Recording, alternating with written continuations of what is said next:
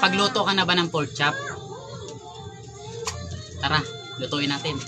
Bago pa natin simulan ay maglagay muna tayo ng toyo dito sa ating plato at bulod-buran din natin ng pinong paminta. At kapag nahalo na natin ay tsaka na natin sila isawsaw isa-isa. 3 piraso nga lang ito kaya naman saglit lang natin yan isawsaw. At pagkatapos nyo nga palang isawsaw yan dyan, wag nyong itapon yung ating toyo na may paminta kasi yun din yung dadagdagan na lang natin para gawing marinade. Nagpainit nga lang tayo ng mantika at sabay ilalagay natin silang 3 doon para gisahin. Hindi naman natin as in yung piprituhin talaga, yung gigisahin lang natin na konti para yung pumula-pula naman yung kanyang laman. At pagkatapos mo siyang hanguin doon sa pinaghanguan mo, doon mo na rin gisahin yung bawang at sibuyas. Kasi naandun pa yung lasa ng karne at hindi na yun mawawala. At pag alam mong medyo luto na yung bawang at sibuyas, tsaka mo na sila ilalagay doon sa ibabaw. Tatakipan muna natin yan pansamantala. Tapos kapag lumambot na yung karne, ilalagay na natin yung ating marinade seasoning. Yan po yung ginawa natin. Madali lang po yun gawin. Paghahalo-haluin mo lang yung toyo, ketchup, pamintang powder,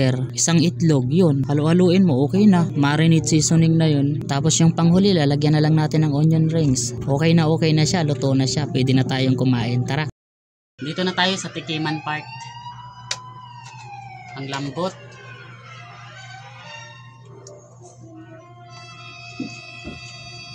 Sulit. Kain tayo.